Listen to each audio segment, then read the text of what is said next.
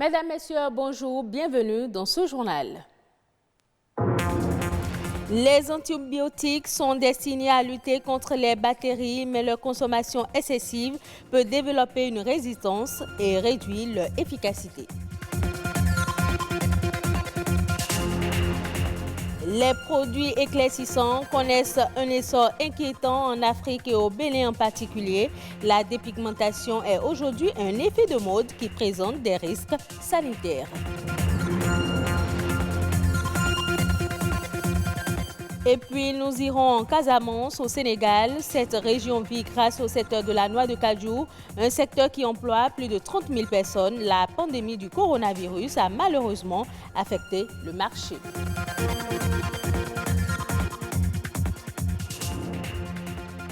S'éclaircir la peau est devenu un phénomène de mode, un fait banal que l'on constate de plus en plus au Bénin. Nombreux sont ces hommes et femmes qui s'adonnent à cette pratique qui n'est pas sans conséquences pour la santé. Sylvania Tchanou pour plus de détails. En Afrique subsaharienne, il est fréquent de rencontrer des hommes et femmes aux couleurs de peau artificielles. S'éclaircir la peau est donc devenu un phénomène banal. L'obsession de la peau claire est telle que les femmes se font des gommages à l'aide de produits toxiques. Pour les femmes, la dépigmentation est essentielle pour plaire aux hommes. Cependant, la plupart des hommes rencontrés disent apprécier la femme naturelle. Moi, je regarde la femme de beaucoup plus naturelle, d'apparence, et maintenant je regarde ce qu'elle a dans la tête. Quand tu commences, à un moment donné, lorsque vous lâchez, vous allez constater que votre peau commence par devenir multicolore ou multiforme. Cette pathologie prend également le nom de vitiligo. Le désagrément est essentiellement esthétique avec toutes les conséquences sociales que cela suppose. Ici, nous assistons à l'apparition de taches blanches sur les pieds, les mains, le visage, les lèvres ou toute autre partie du corps de l'individu. Les mélacocytes, cellules responsables de la couleur de la peau, disparaissent. La dépigmentation est alors plus ou moins importante et les taches de taille variable. Vous avez donc des complications infectieuses, vous avez la gale, vous avez des complications parasitaires, vous avez des complications bactériennes, vous avez des complications virales, vous avez des complications de tous les types. Vous avez en plus de ça des troubles pigmentaires, vous avez des peaux donc alors qui sont noires, qui sont décolorées, vous avez des problèmes d'ochronodésogènes qui sont liés donc alors au fait que la peau se brûle, liés donc alors au fait qu'il y ait un manque de mélanine et donc les rayons ultraviolets vont brûler la peau. Et vous avez d'autres types de problèmes tels que l'hypertension artérielle, tels que le diabète, tels que les problèmes donc alors surrénaliens.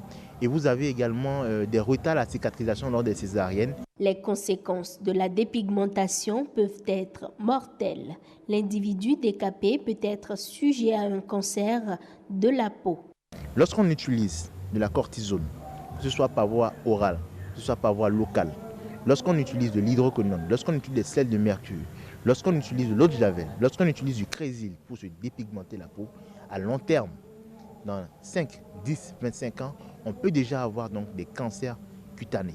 Les cancers cutanés, ce sont en fait donc alors des multiplications qui sont des multiplications anarchiques des cellules kératinocytaires qui font l'épiderme. Et donc, on peut l'avoir et c'est des complications à long terme. Il faudra que le Bénin aujourd'hui se rapproche du Rwanda, qui est l'un des pays en Afrique subsaharienne alors, où il y a le plus faible taux de dépigmentation possible.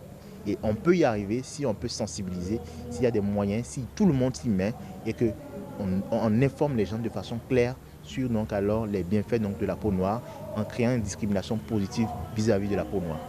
La sensibilisation est donc importante dans les couches adultes, mais également dans les jeunes couches pour éviter que le phénomène ne s'amplifie. L'automédication est une pratique très courante dans nos sociétés, mais les antibiotiques peuvent être nocifs s'ils ne sont pas prescrits par un spécialiste. Pris de façon abusive ou inadéquate, ils peuvent avoir un effet contraire et abîmer les défenses naturelles de l'organisme. Ariel Zanou nous donne plus de détails au micro de Perspective Tossa. Un antibiotique, c'est avant tout un médicament dont l'objectif justement est de pouvoir lutter contre ce qu'on appelle les infections.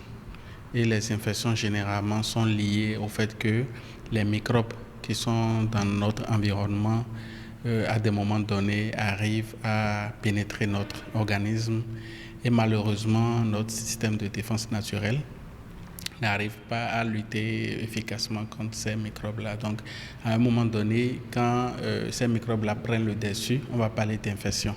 Et c'est à ce moment-là que les médicaments qu'on va pouvoir utiliser pour corriger ces infections, ces médicaments-là, c'est ça qu'on appelle justement les antibiotiques. Dans notre organisme, nous avons des microbes qui sont dangereux et nous avons des microbes qui ne sont pas dangereux. Alors, quand nous prenons justement les antibiotiques sans savoir sur quel type de microbes nous voulons agir, malheureusement, parfois, nous faisons ce qu'on appelle des dommages collatéraux. C'est-à-dire, en voulant tuer seulement les microbes dangereux, on arrive malheureusement à tuer également les microbes qui sont des microbes, disons, qui ne sont pas dangereux pour nous et qui même nous protègent parfois d'un certain nombre de maladies. À force de mettre une pression médicamenteuse sur un microbe, à un moment donné, le microbe commence par développer de la résistance. Parce qu'on va arriver à un moment où les médicaments ne pourront malheureusement plus être efficaces vis-à-vis de ces microbes-là. Donc c'est pour ça que c'est important, avant de prendre un antibiotique, de prendre l'avis d'un spécialiste de santé pour que le pharmacien ou bien le médecin puisse déterminer avec exactitude le type d'antibiotique qui correspond au type d'infection dont vous souffrez. Pour ceux qui le savent très bien, les médicaments n'ont pas que des effets bénéfiques. Il y a ce qu'on appelle des effets secondaires indésirables également qu'il faut prendre en compte. Donc, il faut toujours prendre l'avis des spécialistes. Et le spécialiste le plus proche aujourd'hui, qui ne vous prend même pas de l'argent pour vous donner son avis, c'est le pharmacien. L'une des solutions pour lutter contre les changements climatiques, c'est d'investir dans les infrastructures vertes. Elles sont certes un ensemble d'écosystèmes naturels, mais elles peuvent aider les collectivités à réduire leur empreinte carbone et à augmenter leur résilience au changement climatique. Cela permet par ailleurs de préserver la santé publique. Jules Akoyko, Amandine Agnamboussou. La Terre connaît aujourd'hui 16 des 17 années les plus chaudes jamais enregistrées depuis 2001.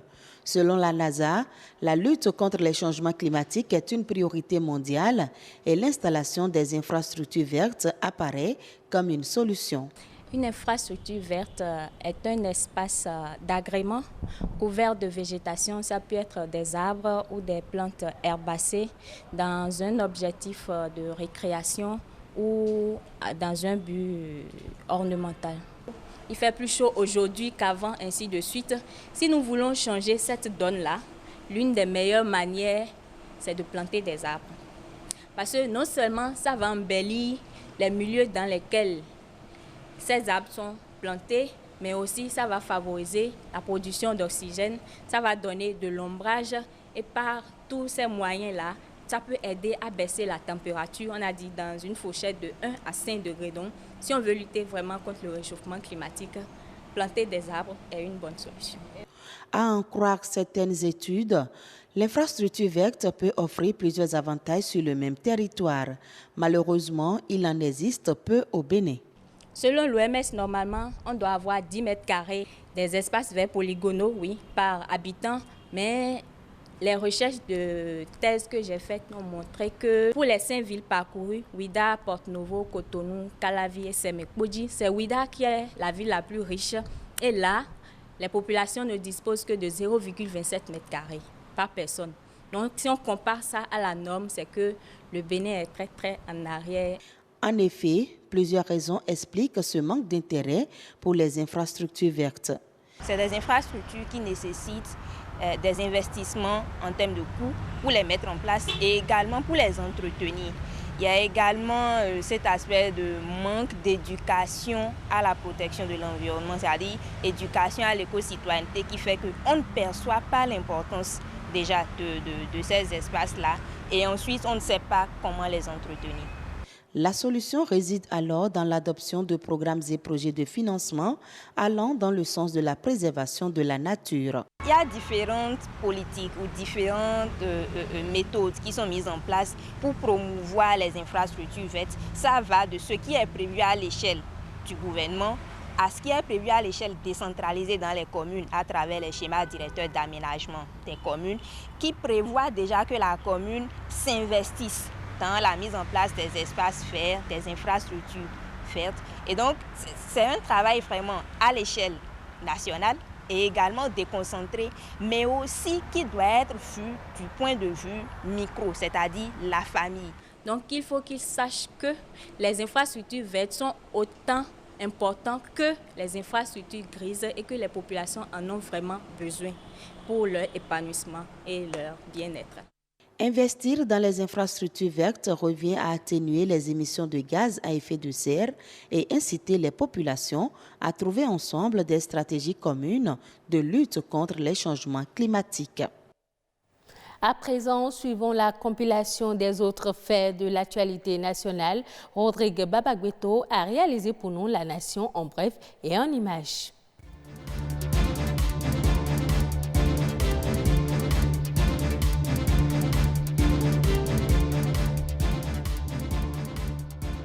Les capacités des services de vétérinaires pourraient être renforcées grâce à cet appui de l'Organisation des Nations Unies pour l'alimentation et l'agriculture FAO qui contribue à garantir la surveillance épidémiologique au Bénin.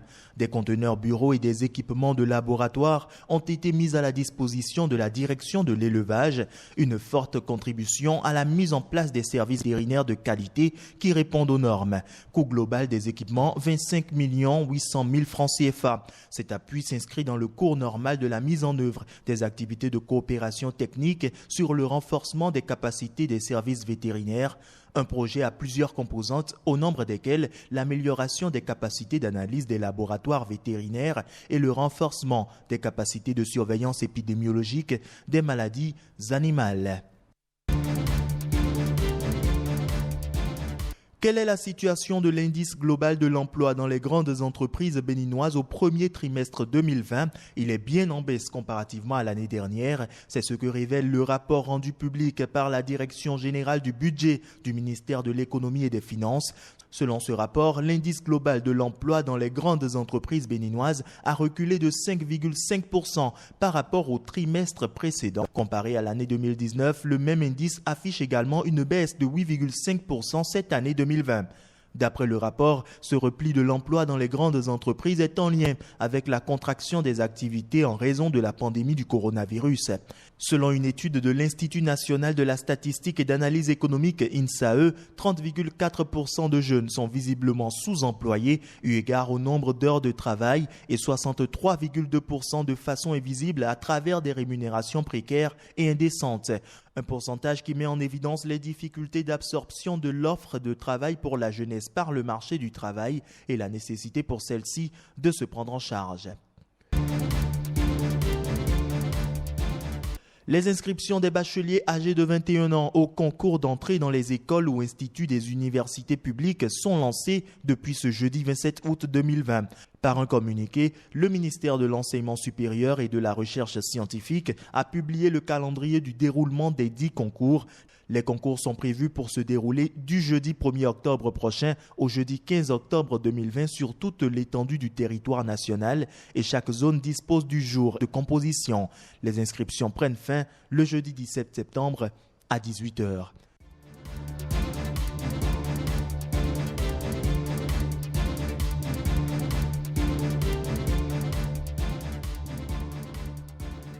On part au Sénégal et particulièrement en Casamance. La région souffre de la perte d'activité dans le secteur de la filière cajou. Depuis le début de la pandémie, le secteur est en pleine crise à cause de la difficulté à écouler les stocks vers les pays importateurs. Suivons le reportage de nos confrères de France 24. Ali, un exportateur indien, s'est installé depuis 2013 à Ziguinchor. Chaque année, il achète des tonnes d'anacards aux cultivateurs de la région et les stocke dans cet entrepôt. Ces noix de cajou produites en Casamance sont très appréciées du marché asiatique. Bonne qualité, c'est prêt pour exporter. Ali peine à écouler son stock. 2000 tonnes de noix restent dans ses hangars L'an dernier, à la même époque, il en avait vendu plus de 5000. Le marché international de la noix de cajou s'est effondré à cause de la pandémie. C'est vraiment difficile d'écouler nos stocks à l'échelle mondiale. C'est ça le principal problème. Nous avons déjà acheté ces noix de cajou en grande quantité. Et maintenant, il est très difficile de les revendre. Une situation qui affecte les travailleurs locaux. Cet homme dirige une équipe d'ouvriers. Il a dû baisser son effectif cette année. Des fois, un magasin qui a un nombre de 40 effectifs, mais en ce moment-là, il y a 10 ou 11. État 11 maximum. En Casamance, c'est tout le secteur de l'anacarde qui est touché par la crise, notamment la transformation des noix qui emploie surtout des femmes. Dans cette unité, une dizaine de personnes décortiquent et torréfient les noix. Cette année, la Covid-19 a assombri les perspectives de vente. Juste avant le début de la pandémie, on avait acheminé nos produits pour le salon de l'agriculture en France. Et on préparait aussi la foire agricole du Sénégal. Le coronavirus a tout perturbé. On ne peut plus écouler nos stocks. Pour accompagner les acteurs de la filière, l'État a promis un soutien de 6,5 milliards de francs CFA, 10 millions d'euros. Ce sera tout pour cette édition. Merci de l'avoir suivi.